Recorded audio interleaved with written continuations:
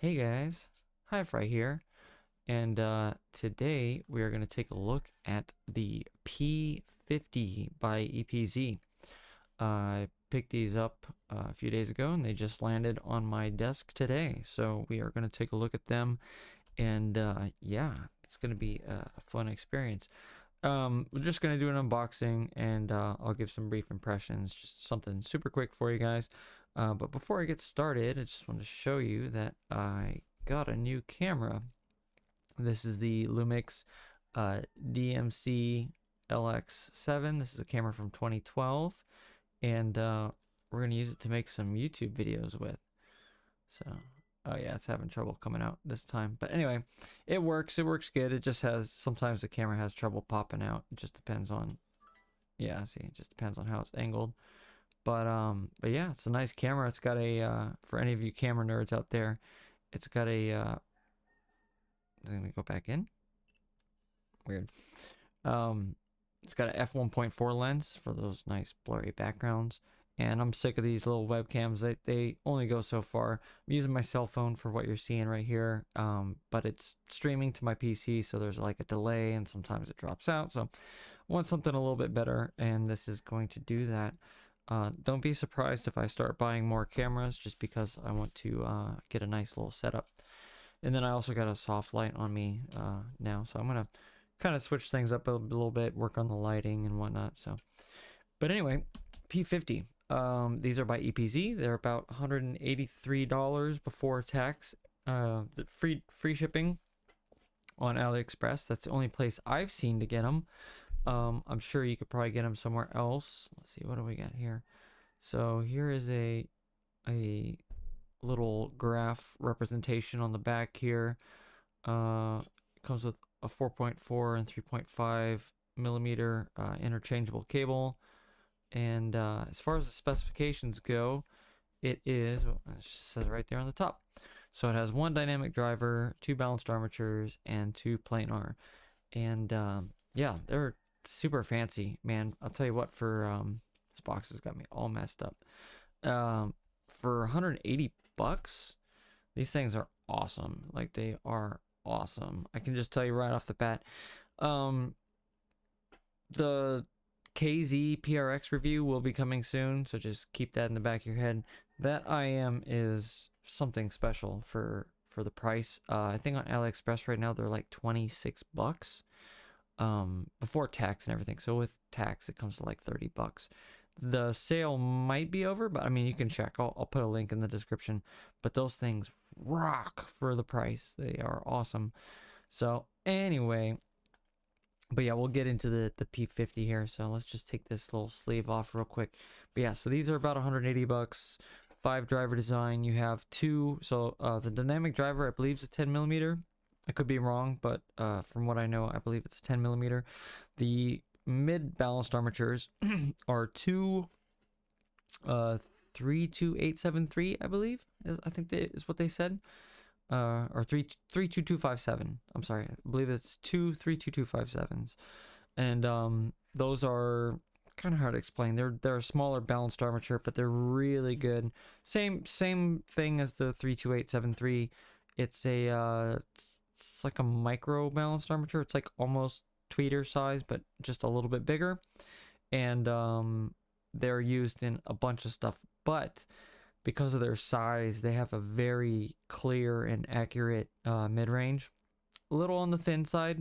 They're not the beefiest. So, like, for instance, with the Super Mix 4, it features a 29689 for the mids, which is a beefier mid-range, and it just adds a little bit of girth, or note weight.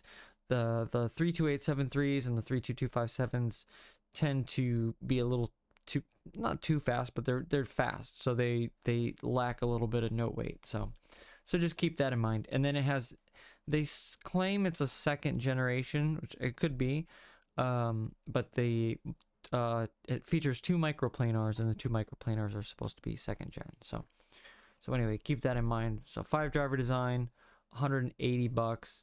The box is pretty nice.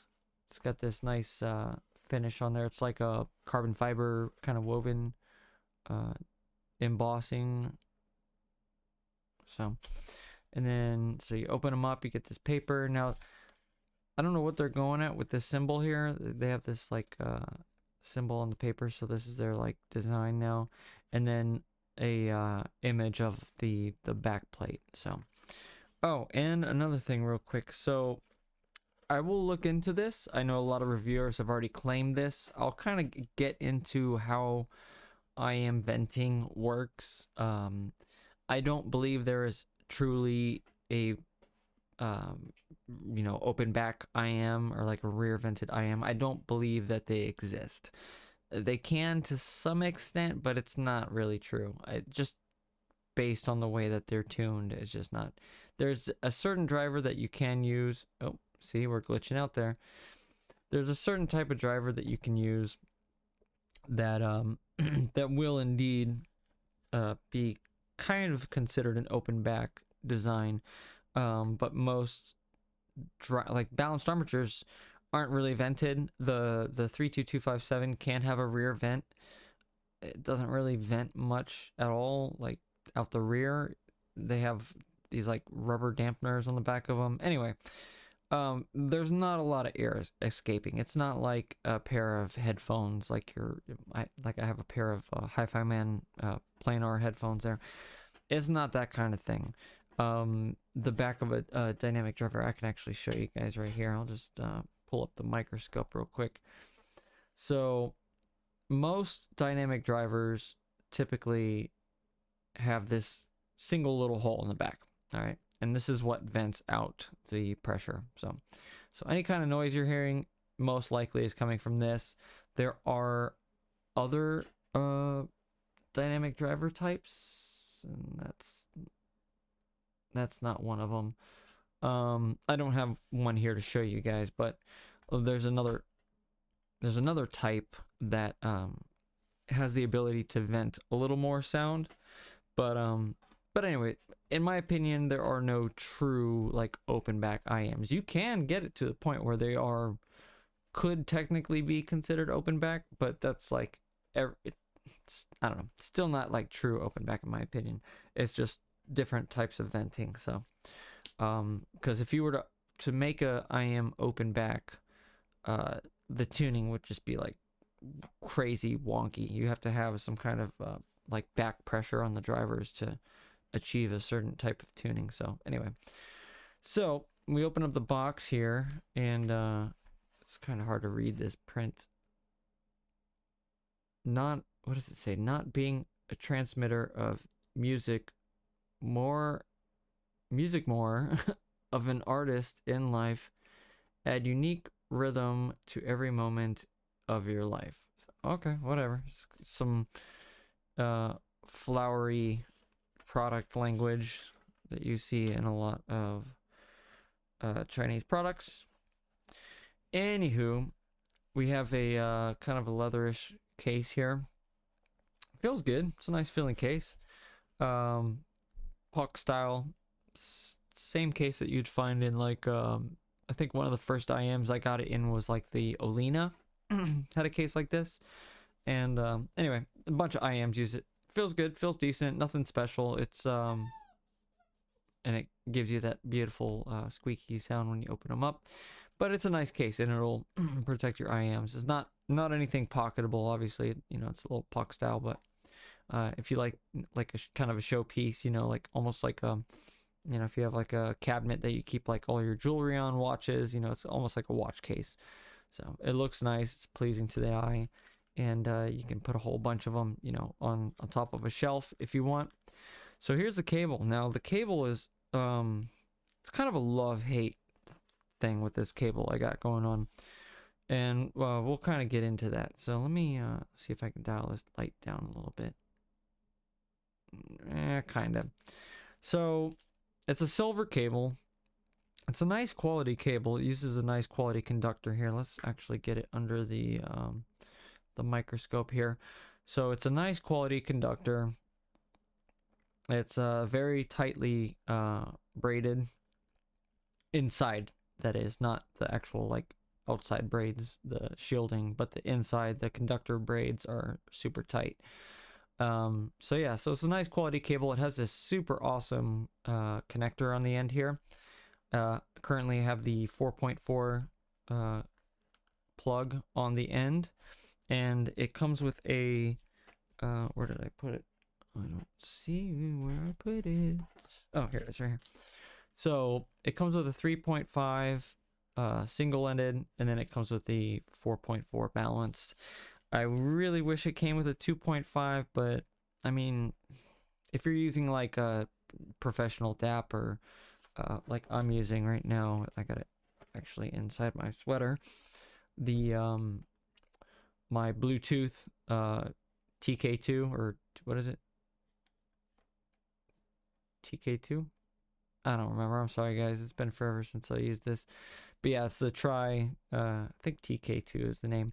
But anyway, this is my Bluetooth version. It looks pretty ugly because I broke the glass for it, and then I made this like resin thing. I just kind of did it by hand. I didn't 3D print it or anything. You can see the antenna kind of sticking out there.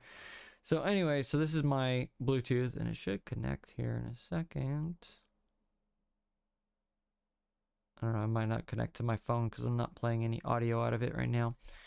But anyway, most DAPs, they'll have a 4.4 along with the 2.5. So that's not something that you really have to worry about, but it would have been nice to see a 2.5 as well. So anyway, getting back into the microscope here. So the connector is nice polished metal, and it comes with this. So a lot of I'm actually using one right now. So a lot of the removable connector IEMs don't have anything to kind of secure the two halves together, and over time they can loosen up or unplug, and it just becomes a nuisance, having your cable unplug all the time. That used to be a thing for me. But anyway, with this cable, you have this locking ring here, which is super nice. So we have this locking ring here, and you can just, still takes a little bit of force. These cables, you kind of got to work them in and open and close them a few times. But let's see if I can get that to focus in. But anyway, but yeah, it's got this nice little kind of a locking ring that helps it lock together. It's a little finicky to do when you're trying to do it on camera. But anyway, yeah, so you just do that, and then so you just snap the two halves together, and then you can just take your ring. Here, let me focus this a little better. And then you can just seal it up. So it'll never go anywhere. So I love that. I think that's really nice. But what are some things that I don't like about the cable? Well, let me just show you. So on the ends here, we have these, these posts that protrude out. The IM doesn't have a recess in it. So I'm not sure why they decided to include this kind of cable when the IM doesn't have a recess, because there's nowhere to put these. So your IMs are kind of sticking way off of the cable, whereas like with the ones I'm wearing right now, this is a CVJ cable, and you can see that I actually sawed off the end. So when you have it on your IM, it's just like flush right up against the IM. So just makes for a tighter fit. You don't have a bunch of cables, sitting off. Like, let me so you see how tight it is to the ear. It's not like protruding, way out here. It's just, anyway, it's much more comfortable. That makes the ear hooks a little bit tighter, and it's just a lot easier to wear the IM that way, as opposed to this, where you have, this much space hanging off the IM. You got to attach the IM to the cable, and so that's one of the things that I don't like. That's a point against the cable. But the cable itself is nice. Now, there's one other thing that I will ding the cable for, and that is it is pretty unwieldy. It is not very pliable. It's like really stiff. It's like super stiff and springy. You can see it's like wanting to spring all over the place. It doesn't want to relax. So it's kind of unwieldy and it's a pain in the butt. So I'm hoping over time it'll relax a little bit, because I do want to use it. It's a very nice quality cable, and I do like the you know, being able to switch out the terminations, you know, between 4.4 single-ended, you know, and you know, balanced. But yeah, so it's just not, you know, it's not the greatest cable. They could have picked a better cable. They could have picked one that's not nearly as springy, and you know, one that didn't have the ends here with the protrusions. But how are the IEMs, Jeff? What do the IEMs sound like? Well, here we go. So we got the IEMs. Let me just take this foam out real quick. A little easier to put up to the camera. So here are the IEMs themselves. Like it or not, this is the only style they come in right now. They may change it up later, but these are the face plates. I think they look cool. I think they look nice. The Super Reviews, he did a review of the Brain Dance, or the Dunu DK3001 BD, and I think those IMs look really cool. I like them. Something about that style was like, at first I was like kind of like but it grew on me, and I really like the style. You know, that whole kind of like cyberpunk aesthetic. And these really have that as well. So it's kind of a cyberpunk aesthetic, you know, kind of a steampunk kind of look to them.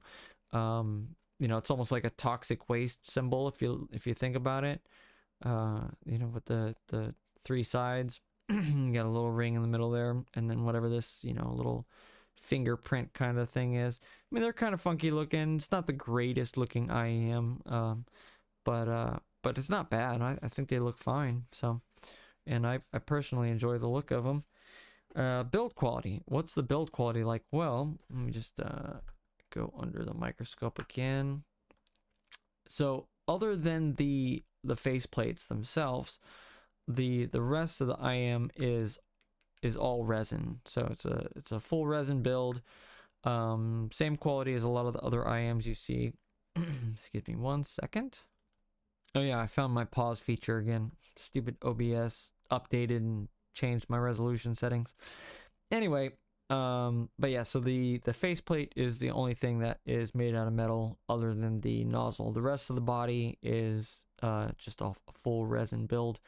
But yeah, super high quality, just like the Super Mix 4. The build quality is about right on par. Just a nice high quality resin. So here's my, I don't know if each unit is numbered differently. So, you know, there you go. You can steal my unit. 2412. But yeah, so the EPZ P50 there. But yeah, no complaints as far as the build quality goes. They have, it would have been nice to see what is underneath the mesh here as far as like the dampeners go, you know, what kind of tuning secrets they have. But, you know, I guess they really wanted to use the metal nozzle instead of the, so with the Super Mix 4, you just get this kind of thing. So, I mean, you know, choose your poison. This design is probably a little bit better just because you have this mesh to kind of protect against earwax from getting inside the tubes. But at the same time, the earwax could just as easily plug this up, and then you're going to have to get new mesh and remove this mesh, and then, you know, apply the new mesh to the IM. So I don't know, you can kind of take your pick on which one you like better. For me, they're both pretty much the same. So one's just a little cheaper than the other. So, but yeah, same kind of thing. As far as the nozzles go, you don't have any lip to keep the ear tips on. So the ear tips, you know, they have the possibility of falling off with like super heavy use, especially if you have like really oily ears. They can fall off. That's definitely a possibility. but it's not very likely. I haven't had any trouble, at least. So, but anyway, let me see. Well, I can't zoom out with my microscope, so let's just go back to the table here. So yeah, they're a nice IM. I like them. I like the design. I like the build quality. The shape is fine. I prefer the shape of the Super Mix, not to constantly compare the two against each other, but the Super Mix 4 definitely fits better in my ears. We can kind of do a comparison here.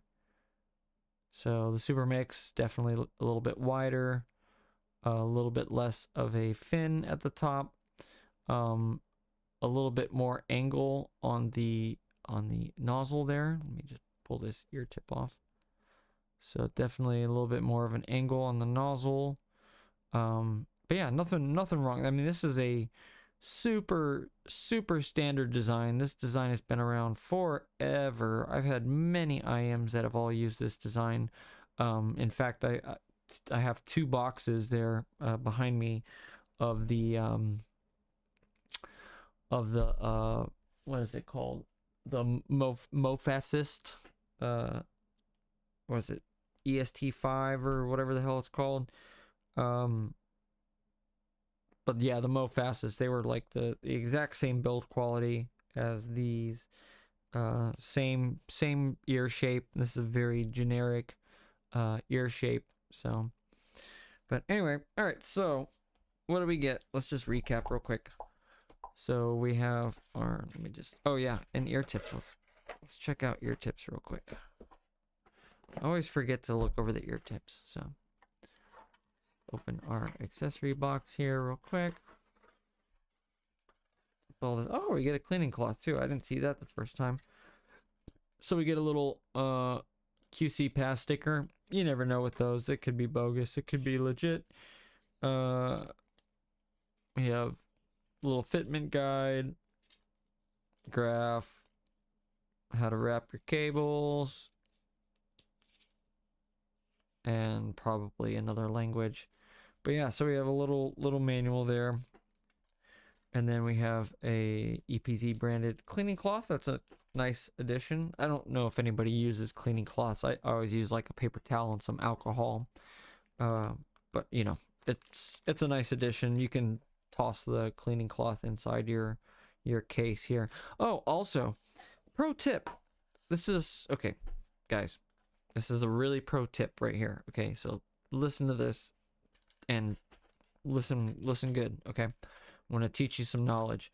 IMs, all right, the human body has a lot of moisture, okay? We drink a lot of water, it penetrates all our cells, gets all in your body. We're like, what, 70% water, okay?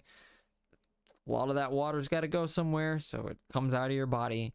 Well, if you plug up any kind of orifice or hole where that water comes out, it's going to build up. Where is it going to build up? It's going to build up in your earphones. Or especially if you wear them for long periods of time like I do. What happens is, over time, you will notice the sound start to change.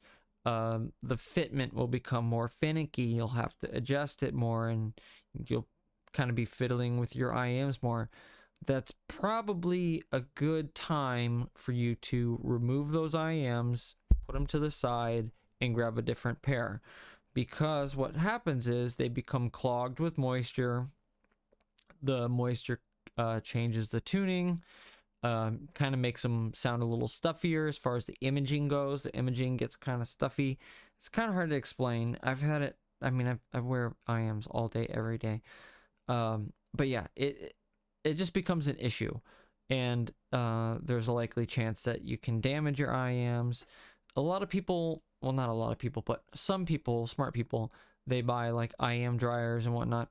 This is fine, all right? Take a silica gel packet, all right? Don't throw this away. Keep this inside your case. And then when you throw your IMs in there, throw them in with the silica gel. And what that's going to do is it's going to remove the moisture from the IMs.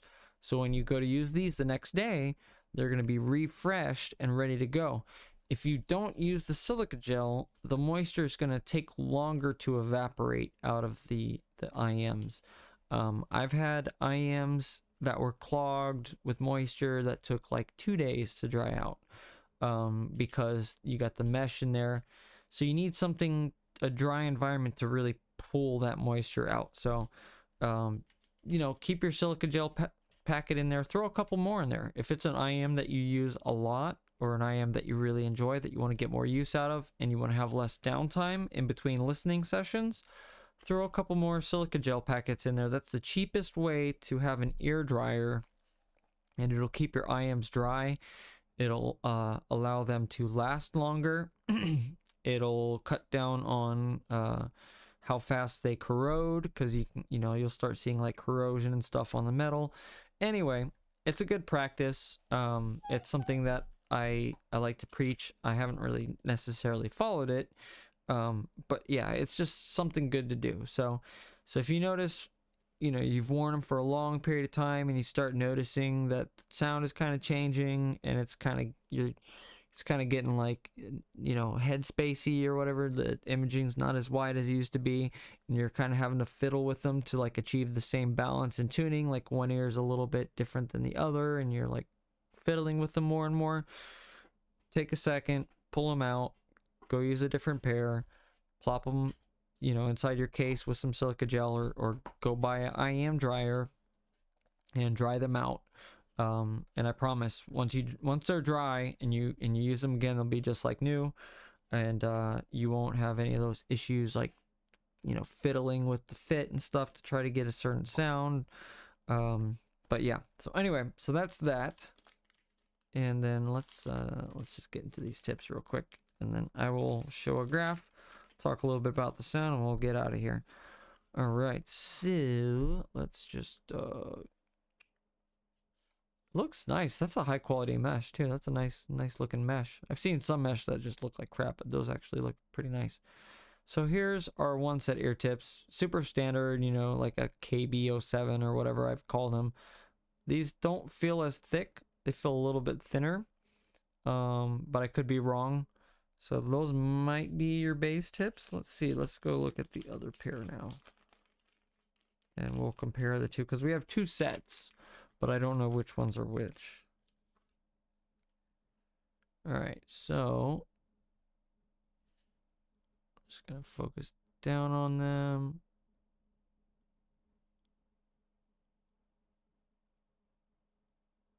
I don't know, since they're like kind of see-through, it's kind of hard to focus in on them. They feel exactly the same. They look exactly the same. So I think they're the same. Yeah, so basically they just give you two pairs of the same tips. That's kind of shameful. I wish they would have included a different pair of tips, just to give you kind of a different you know, representation of the sound. Tips greatly. The first key, or the first thing that you can do to change the sound of your IMs, is to change the ear tips.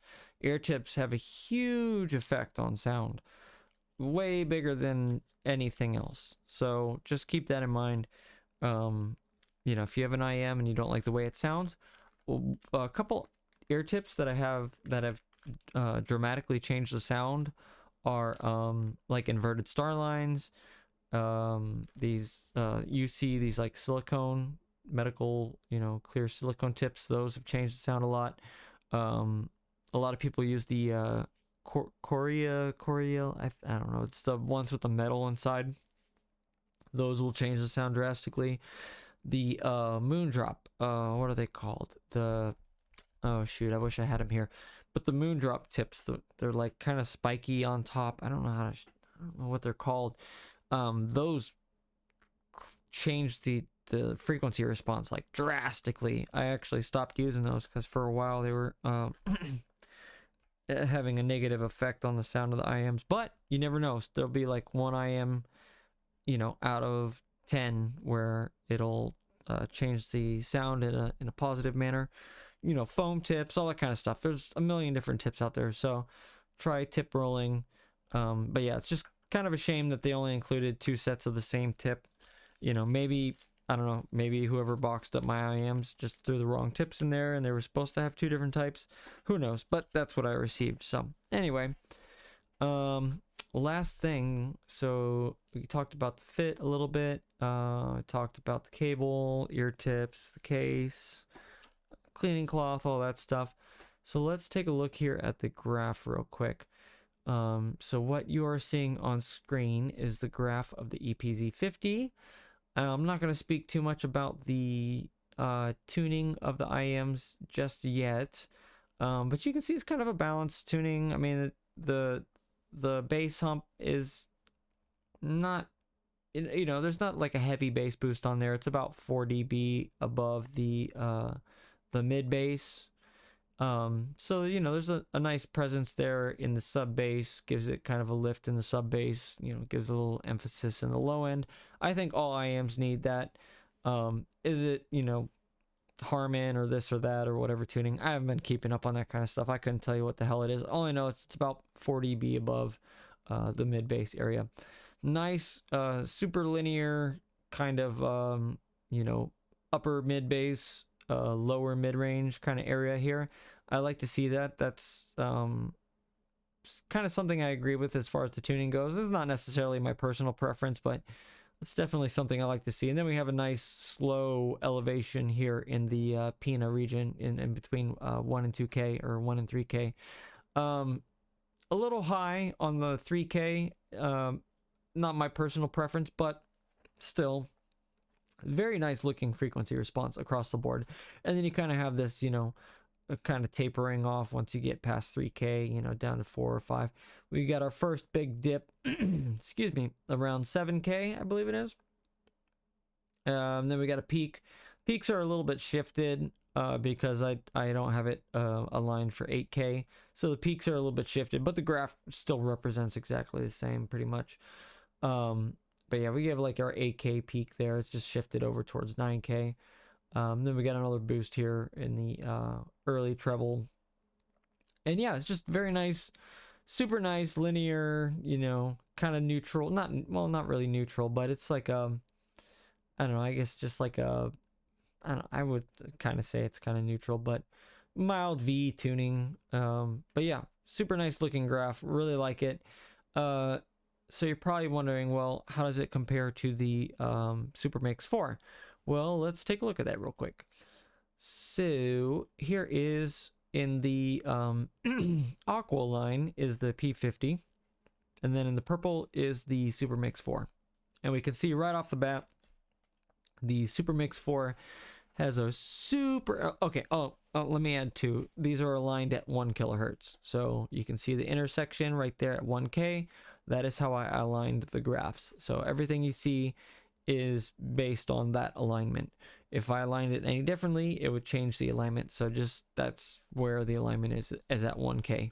A lot of reviewers, they'll do it either at 1K or they'll do it at 500 hertz. But since there's such a crazy dip at 500 hertz or 400 hertz, I decided to put the alignment at 1K.